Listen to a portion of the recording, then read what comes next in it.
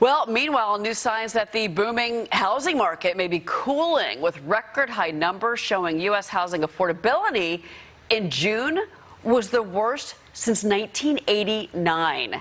Joining me now is Pierre Debbas, managing partner, Pierre Debbas.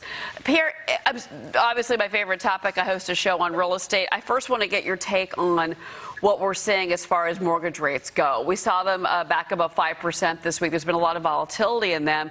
No matter how you slice it, debt is almost double what it was a year ago. It seems like we're just starting to see that affect sellers' attitudes about what kind of price they're trying to get for their homes. Your take? Yeah, Cheryl, thanks for having me on today. And what you're seeing right now is that sellers are going to be wanting to hold on to the pricing that we became accustomed to earlier in the year.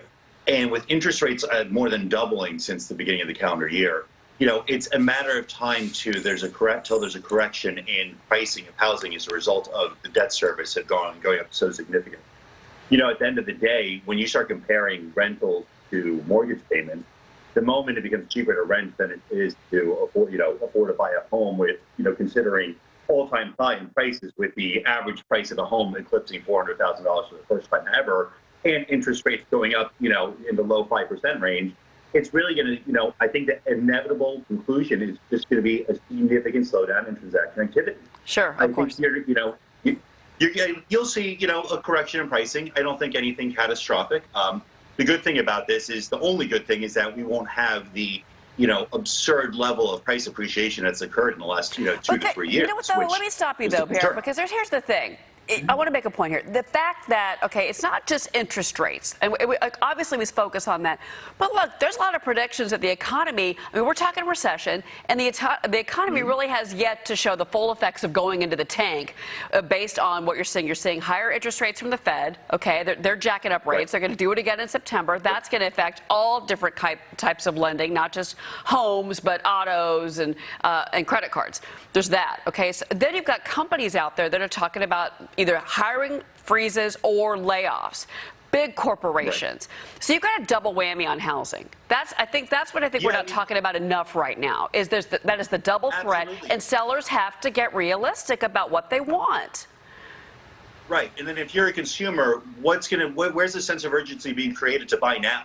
Why buy now as opposed to waiting 3 to 6 months from now, when you see our rates going to continue in this pattern? And everything you mentioned, we're in an uncertain economic time. The definition of a recession changes day by day, depending who you ask. I personally believe we're in one right now. And if you don't have necessarily a life event that's going to force you to have to move and upgrade your living standards, why would you not wait and see how things transpire? Yeah, no, I agree with you 1,000%. I just think that because I talk to a lot of real estate professionals and as well as investment experts when it comes to real estate, and they're telling me that that the pebble has dropped into the pond, but the ripples have not shown themselves yet, and that's coming. And that's not going to be 3 months. That's going to be 6, 9 months, 12 months, because real estate is a lagging. Right. You see, real estate shows you the lagging effects of everything else that's happening in the economy. And that's happening right now. Markets, different story. Stock market, that comes back December, January, full throttle, fine. That's one thing. But the same person that could afford, a $4,000 mortgage last year, they can still only afford a $4,000 mortgage this year. Right. Yep. I'll tell you, our practice as a real estate lawyer, we focus a lot on the New York City market.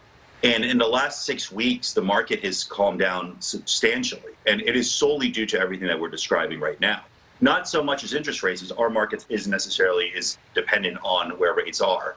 It's more so all the economic factors that you're talking about. But yeah, you're right, because the data that we're receiving now is for transactions that were, consummated, 3 to 4 months ago, and are being recorded. So we don't have accurate data in terms of what's happening actually today.